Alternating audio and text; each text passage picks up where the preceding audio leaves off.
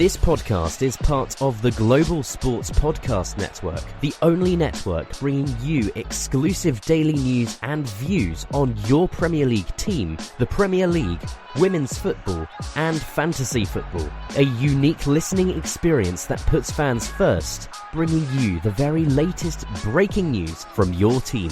Subscribe wherever you get your podcasts and make us your first listen every day. The Global Sports Podcast Network. Every club, every day. Every club, every day. The Global Sports Podcast Network. Hello and welcome to the Daily Liverpool and Daily Southampton crossover episode ahead of this weekend's match between Liverpool and Southampton. My name is Louis Easton. Joining me today is, this has to be a GSPN first, Oscar Easton. There we go. My cousin, my actual cousin is joining me on an episode. I never saw this coming. Well, thank you very much for joining me, Oscar. Oh, no problem. Thanks for inviting me. And Zach Ingo Finch, the man who has been at Daily Southampton since the beginning of the season and has been supporting Southampton all his life, just like Oscar, suffering. It's actually top versus bottom this weekend, so we're going to have we may feel like a very disrespectful episode of the Daily Liverpool and Daily Southampton podcast. But thank you very much for still turning up. I do admire your resilience. Do you feel resilient for the rest of the season? Let's start off with that question, Zach. Well, do I feel resilient for the rest of the season? I would like to not watch us get beaten by more than 5 goals every game for the end of the season. If that happens, I think I'll be happy. Will it happen Saturday? Probably not. I could see us getting a drubbing, especially considering our current manager seems to just roll the dice on what position and what lineup he's kind of playing. Sentiment has very much turned on him in recent weeks, us included, because he's just been odd decision making. I think even he's kind of noticed now that his time is up and is kind of like, yeah, I would like to stick around after the season. In the week, it's kind of come out that he will be potentially replaced with Danny Roll at the end of the season, which we've kind of discussed about a little bit. But yeah, it's just we keep going to the games and we keep hoping something different's going to happen, and it tends not to. This poor broken soul. So we visited Southampton twice this season. Liverpool winning 2-1 in the League Cup and winning 3-2 in the Premier League. So pretty close results. And I've watched Southampton really take the fight to us in both of our visits to St Mary's. Oscar, did you see it that way? Did you see some fight? And is that just the minimum of what you're hoping for this weekend? I don't want to write Southampton off. It does seem like a bit. I'm not going to say anything, actually, because I predicted that we'd be 4-0 up against PSG at half-time. Now, that word you use, resilience, is interesting because that's something that I don't think we've seen in any way, shape or form this year from the team. Actually, probably a bit more so under Russell Martin, to be honest. And I think both of our games we played you was with him as manager. I think we are not necessarily playing worse now, but are definitely worsely placed to play you this time. The way we play now, I am very nervous for Saturday. I think this could be an absolute pasting because I'm pretty convinced he's going to stick with this man-for-man marking suicide football, which against Salah, Jota, the attackers that you've got is going to be a problem. So, yes, not particularly optimistic. Well, that's. I'm trying to make this interesting. I'm trying to offer a hand to Southampton. But something very interesting I saw in your match against Chelsea last time out. Joe Aribo at centre-back. You talked about those random positions. Zach, that's quite the animated response from you. What do you make of Joe Aribo at centre-back? Are you interested at all by Ivan Juric's experimenting, or do you just want it to end?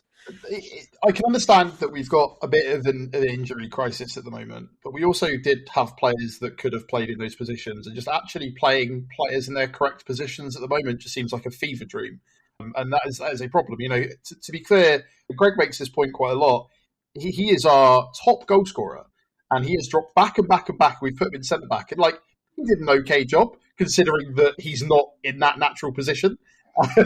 But it just seemed like a bunch of bizarre decision making to try and it would be interesting to see what he would be like with a full squad with no injuries. But I also don't think that it would be that much different to how it is now, because all of the players that we've got out injured, whilst collectively are good for 85 minutes, are also the same sort of players that have made the small mistakes that have put us in the position we're in so far this season. Right? Like, I think we're still top of the table for the most individual errors that led to goal-scoring opportunities. So, this is the thing, right? I understand trying to make it interesting and make it exciting. We're just kind of done now. Like, I shouldn't be laughing. We literally did an episode. Me and Greg did an episode on what the future is going to look like in the Championship. We did a bit of a reminisce. Me and Oscar did a bit of a reminisce yesterday as well, didn't we? On like old transfers that we've been linked with, and how I think we just kind of have to live in those days where you are actually poaching our players. Whereas now, who do you want from our team? It's a good question. And I was just going to mention Joe Aribo, also your top goal scorer this season with 3 goals in the Premier League. Anyway, moving on. So I would like to... I think our second top goal scorer is also a centre-back for the record. So, someone that's not going to be playing. Yeah. Bednarek. And you have got a few injuries. I'm just looking at it now. Fraser, Lallana. I mean, that would have been amazing to see Lallana play at Anfield again.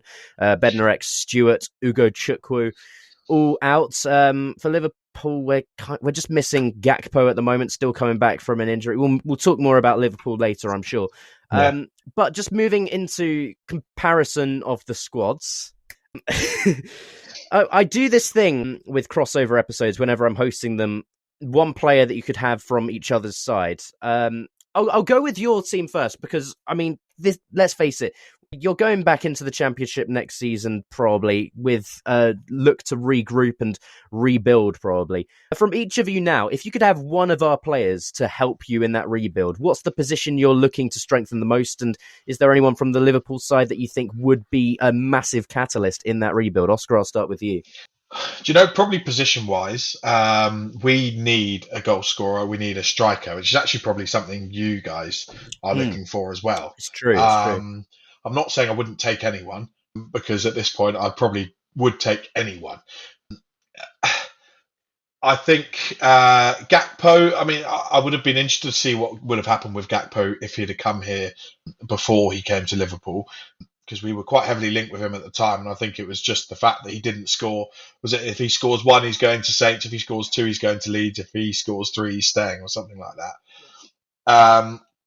So he might have been one that would have been of interest. I think for us, what we need as well is we need someone with a bit of character that's going to help. That's just going to help rebuild a crumbled morale, and so again, maybe Van Dijk would have been another. It sounds silly. Obviously, obviously you're going to take Virgil van Dijk, but someone with a bit of character, might have helped. Though he's a bit of a controversial figure around the club.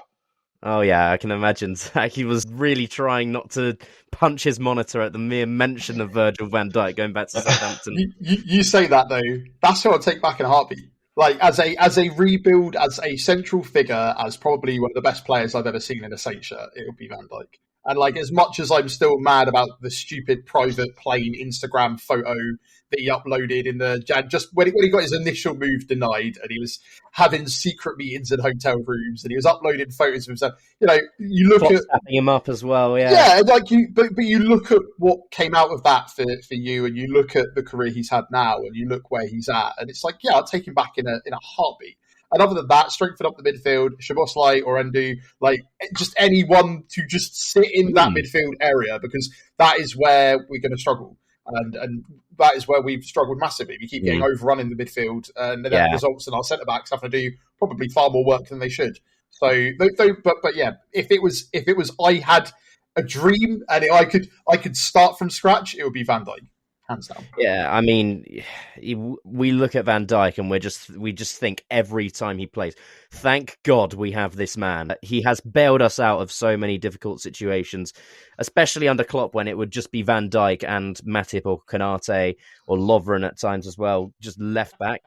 Another one that we took from you. I genuinely didn't realise that until I said it out loud. Remember, Van Dijk was his replacement. You bought the guy and his replacement. We bought 3 players from you at the same time. I remember Lallana, Lovren, and Lambert all in the same transfer window. We also got around the same time. We got Klein, Sadio Mane. It was just an absolute mugging. I mean, obviously, our director of football must have been a massive Saints fan at the time. They all seem to work out relatively well for us, barring Lambert, but he never was meant to be. He was meant to fill your registration roles, wasn't he? And he did. Yeah, he probably was. I don't know how true it is, but I'd heard rumours it was a make-weight with the Lallana deal, but I don't imagine that's just sentimentality, to be brutally honest. It 100% was. And, if we ever needed a penalty at a crucial moment in the game, he was pretty good at those, wasn't he? We are going to take a short break. We'll talk more about Liverpool up next. But first, it's time for you to hear more about the platform we use to record our podcast here at the Global Sports Podcast Network, Zencastr. Here at the Global Sports Podcast Network, we spent a lot of time selecting our delivery platform. Zencastr came out as the clear winner, with 4K video recording from your phone, AI editing that automatically removes all those ums and ahs. It's super easy to start a podcast that sounds great and is delivered efficiently. If you're ready to tell your story, check out the link in the description to learn more about Zencastr. So just before I hand over to you for your questions about Liverpool, I completely forgot to answer the whole who would I take from Southampton thing in the Liverpool team. I'm just looking at your squad. I probably... You're laughing, but I'm genuinely trying to concentrate here. It may be Onuachu just because we need a clear striker. I was going to say he's an aerial threat, but he hasn't scored many from corners this season, has he? Not that I can remember. He can't head a ball. So, to be fair, he did nearly score a header against Chelsea, but considering his size, he has excellent chest control.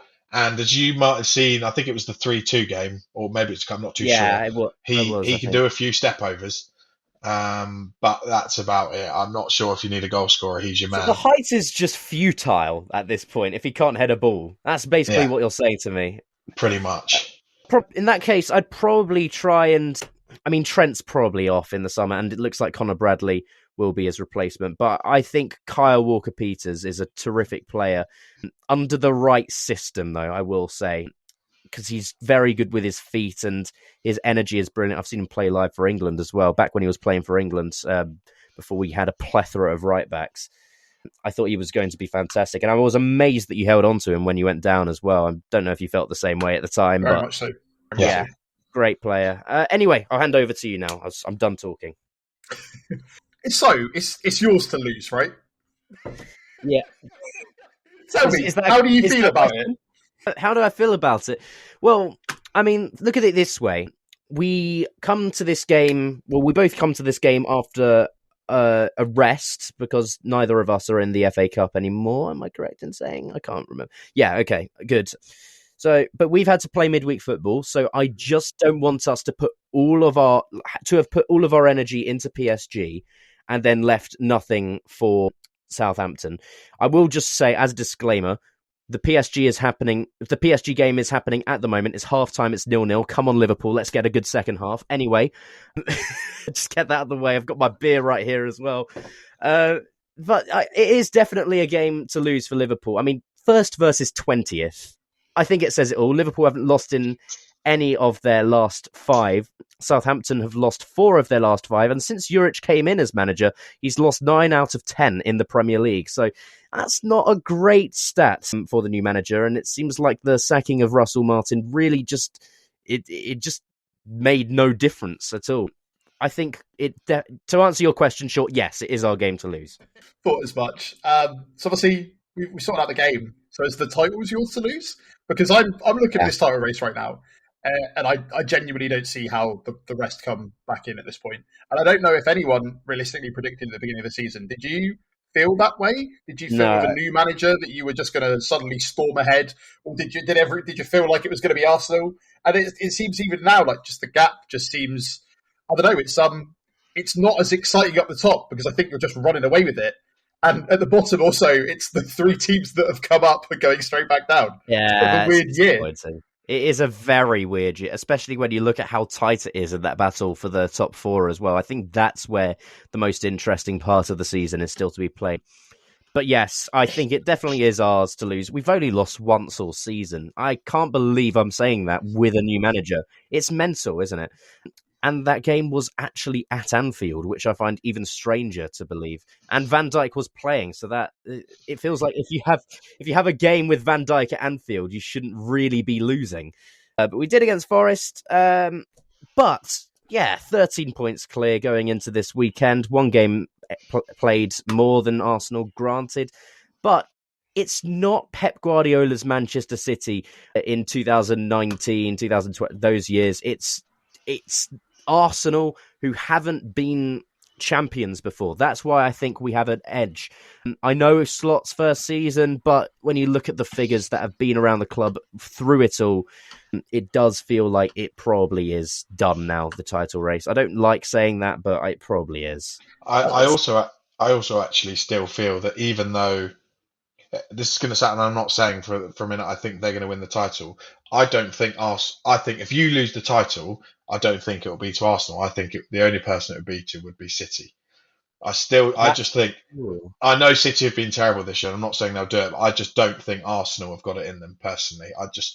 Something in me says, and I'm not a massive Arteta fan as it is, I just think they are perennial, maybe not use the word bottle jobs, but I'm sure they would love you for saying that. Yeah.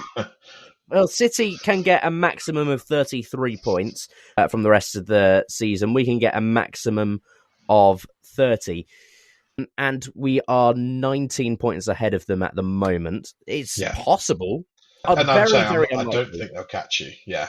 I just don't think Arsenal will either. I can't see a world that Arsenal, maybe just don't want to see a world that Arsenal win the title. Not a mention of Forest, maybe? No, I don't think so. It would be crazy. It would be the most unbelievable Premier League title story in at least 8 years. But I would, as a neutral, I would absolutely love Forest. And as a neutral, I'm hoping for them to win the FA Cup as well, just because their season has been unbelievable. And I think some silverware is definitely something that they deserve, at least something, or at least a final from this season. They have been the story. But if you told me Liverpool would be this far clear ahead at the beginning of the season, I wouldn't have believed you. It's because it's his first season and I really didn't know what to expect. I thought we didn't look fantastic towards the end of last season as well. There's a massive, massive change and a massive shift, but it seems to have been for the better, which is crazy to think. That midfield has been revolutionised for us. Gravenberch, McAllister, Szoboszlai, even at times Curtis Jones this season. I have watched it and I've thought, wow, we are good. We are very good. Yes, you are. Thank you very much. I think Gravenberch has been the biggest story of our season in terms of his switch from last season. I mean, people will say Salah just because he's gone on that crazy run of goal, assist, or goal and an assist in X amount of games this year. But I think Gravenberch has been phenomenal. His play in between the lines, like switching from defense to attack, and that counter-attack, his pace, his decision-making have all been second to none. And when you look at maybe the struggles we've had up front with Diogo Jota returning, I think he has been still trying to provide, and Darwin Núñez as well. He's been providing, and I just think if they could get their finishing boots back, or with Darwin Núñez, just get his finishing before he leaves in the summer, which is what it looks like will happen, then he would have his numbers recognised. And I think Salah would be he would probably have already broken the record for most goals and assists in a season. So I think that's a position that we will invest in the summer, a new striker, and I think we're looking at Milos Kerkez as well for the left back, which worries me a little bit about Robertson. Maybe he's being moved on, and I don't really want to see that yet. But an interesting time to be a Liverpool fan. I'm very optimistic towards the end of the season. Maybe we win all three. I'm going to say at least two at the moment. By that first half, mate. You never know. You've got a tough hurdle to overcome on Saturday. If you can overcome that, then you can do anything. Out of interest, and I'm sure you've been asked this question quite a lot this year, so forgive me if it's a boring one for you. Oh no, go for it. It's fine. Your holy trinity of players out of contract at the end of the season. Who do you think will sign on? And if you could choose one of them to keep, which one would it be? I think it's actually Virgil van Dijk. That's the thing. Like, I'm trying to say it with a straight face, but I can't because I'm saying it to two Southampton fans who have both been betrayed by him. But I think he has been holding our defense. Yeah, it's a long time ago now, and he's been holding our defense together that entire time. If you look at who he's been joined by, Trent's had his own defensive criticisms. I think that's fair to say. And Van Dijk and Konate at times have just both been bailing him out. And I think Konate has become good under the guidance of Virgil van Dijk. Just that calmness, that ability to not make any mistakes from the back in so many games, and also provide that attacking threat with those long balls and with that aerial threat in the box when he goes up for corners as well. I honestly think he's top 3 centre-backs ever. I think it's him, Maldini and Ramos, honestly. Like, they are just a level above everyone else. I think Trent will go, just because I think his head's already out the door. He hasn't been putting up the best performances recently. Got destroyed by Doku against Man City. Granted, he did nothing with it afterwards. I think he's gone. I think Bradley will become the long-term replacement for him. And I have so much trust in him. Salah, I think 50-50. And it's worrying me that there's not been much talk about anything being proposed at this point. I've heard stuff about that's the thing. Once you get into that last year, it's usually fairly indicative, and maybe it's different with Van Dijk. But yeah, I think certainly for Salah, I know the Saudi league rumours were rumbling last year, and for me that makes sense. For them as an Arabic speaking player to come in, he'd almost be the poster boy for that league if they could get him. Trent, as I say, Real Madrid, I think he's best mates with Jude Bellingham as well, isn't he? So yeah, he is, I'd probably agree with you. To be fair, I think let's talk about Salah going back to Italy. I think I heard Inter mentioned. Okay. I can't remember what the source was or if it was trustworthy or not, but that's the club being thrown around. I think Salah wants to stay. I think Van Dijk wants to stay. I don't think Trent does, and I think he's probably going to leave. He'll do a McManaman, go to Real Madrid, win the Champions League, and then have a split fan base in Liverpool for the rest of his life. Maybe he'll come back, who knows? But he's probably the one I wouldn't mind losing out of the 3. Salah would just be so annoying, though. When he clearly wants to stay. He loves playing at Liverpool, and he's been our best player since Steven Gerrard. And I don't want to lose him. I've got such an attachment to him. And he's such an icon now in Liverpool and Egypt and world football. So we can teach you all about loss, mate. You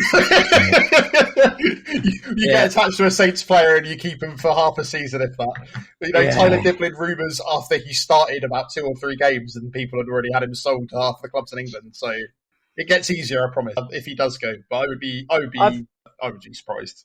I've had my fair share of heartbreaks. I think the thing is with Trent, though, is the fact that he came through the academy, so it's not like we paid anything for him and then he's leaving on a free. It's the fact that it's to a club that it's the fact that we are a massive, incredible team at the moment, and he's choosing to still go to Real Madrid. And he's from Liverpool as well. And we got so used to talk about Gerrard rejecting all of these clubs to stay at Liverpool when we weren't that good. Chelsea were desperate for him, and then we won the Champions League, I suppose, but but we weren't. We really shouldn't have. But yeah, well, I think what happens for the rest of the season will also have a lot to do with it. If we win the Champions League, I think he stays. with an asterisk on the end. Yeah. Anyway, that's enough contract talk for this one. I want to hear something soon, but until then, I really don't know anything. But we'll take another short break now, and then we'll get into our score predictions. Your body is unique. And Global Sports Podcast Network has partnered with Bioniq, the world's most personalised supplements. Bioniq provide 100% tailor-made supplements designed to deliver precisely what your body needs at exactly the right levels to optimise your health. No guessing. So click the link in the show notes. Use the code GSPN 2025 for 40% off your first month's subscription. Bioniq. Don't settle for off-the-shelf solutions made for just anybody. Get what's right for you right now. Right, so we'll do score predictions. But before we do that, I'd just like to know, Zach, I'll come to you first. What are you hoping for out of this game? Because I know that it's a very uphill battle, to say the least. And, you know, for you to get anything out of this game would be nothing short of a miracle, I think, as well. So what are you hoping for from this? Oh, the damage minimised to like 4 or 5 goals, and maybe we score so we have something to talk about. That isn't just getting battered again. At least, you know, there can be a slight amount of positivity because obviously, I think you pointed out previously, like we played well in our first 2 games against you this season, and they showed fight. And this is one of the big problems I think of a team like ours anyway, is we seem to play. We throw our heart and soul into games against big clubs that we lose, and then the next week get battered by literally anyone we play, and that's always been the case. And I think from my personal perspective, it's to I guess show a reaction to how docile we've been. It feels like we're just deer wandering into a field looking for the hunters to get shot, rather than actually, you know, at least running or doing something. And I think that's what I would like to see out of it. Is like, look, you are on the world stage. You will be playing currently the best team in the world. Show it. Do something. You know, the last time, last couple of times Suleiman has been out against you. You know, last season we played two seasons ago technically, which was the end of the season 4-4 draw where there was nothing to play for everyone. So it kind of got a bit hectic. We scored 2 goals then. It's like, yeah, just I guess what we want to see is a reaction from the players. And, you know, I won't entirely put that all on their shoulders. Juric is probably going to go and do something weird. Maybe it's an opportunity for him to not do something weird. But yeah, just to not be humiliated, which is, I know, a really low bar, but we need to keep it low because at the moment, genuinely, I just want to have something to not be horrifically disappointed about at the end of the game. Yeah. If there are a few moments and there is fight and we lost because we just got battered by the best team in the world, that's fine. I'll take that. If we just get scored against once, down tools, and then it becomes another 9-0 situation and a horror story, that's when my brain, that's when I really get a bit upset. So sorry to anyone that thought I was ever going to give an optimistic answer to that. We need Greg here, don't we? We need Greg. There's an interesting one that he's ducked out of this one because I don't think there's any way, shape or form he could have predicted a win. So maybe that's why he's unavailable. He did last time I was on with him, to be fair. He has never predicted a loss, and I think he only predicted a draw once and then got halfway through predicting the draw, got annoyed with himself, and then changed it back to a win. So, you know, been right twice. I remember there being a very weird refereeing decision last time out. I can't remember what it was. It was either a penalty shout or a red card shout or something like that. And then you genuinely could have got a draw from that game. Yes, that checks out. We have had, that's the thing, we have had a couple of, especially in the early Russell Martin days, we did have a couple of shouts go against us. But I think there was so much focus on how we've been caught up, and admittedly, Russell Martin had I want to say 2 or 3 meetings with Howard Webb on the back of weird decisions that have gone against us. But that kind of, I guess, shielded us from the fact that we were also just bad. That wasn't going. There were a couple of times where maybe we would have got a couple extra points. I don't think that refereeing decisions are why we have 9 points the entirety of the season. I don't, but I think 12. I think it's contributed to why we are so far behind, because I think we're not squad wise and lacking a goal scorer as well. But we're Yeah. not squad wise that far behind Ipswich and Leicester, in my opinion. And there's not that many. I think I'd take two of Ipswich's players and maybe a couple more of Leicester's. But that didn't help. But no, I can't remember the exact one against Liverpool, to be fair. No, I remember messaging Greg after the game because he was there, obviously. Speaking of which, I've just had him recommended as a friend suggestion on Facebook in my notifications for the first ever time. That's interesting time. Anyway, sorry, that's besides the point. No, I did message him after the game, and then we aired his thoughts in a WhatsApp voice message and just completely tore into him. I feel bad now about it, but it was very funny at the time. But, from what I've seen, Southampton can definitely bring the fight to Liverpool. And who's to say? It's the Premier League. Who's to say? Trying to keep it interesting. Oscar, I'll come to you. What are you trying to? What are you hoping for out of this game? Same question as Zach. I think in a similar vein, just a performance that we can take something out of and actually build on, which we've been looking for since Juric has come in, and probably I can't think of actually many games. Even the Ipswich game, we didn't play that well. I would snap your hand off for a 1, maybe a 2 goal deficit, to be honest, still losing. I just think at this point it's a free hit, go out, show a bit of fight and build on something so that we can at least pick up a couple more points until the end of the season. I think we have to understand the quality's not there. I'd also like to see Juric actually change something rather than just we've spoken about it before. We've gone from one stubborn manager with a philosophy to another stubborn manager with another philosophy, neither of which work. And if I am concerned, as I said earlier, if we stick to the same thing that we've been doing, it's going to be a real problem, because I think it plays so perfectly into Liverpool's hands. So, maybe a little bit of a change. He said he was going to do it before the last game and he didn't.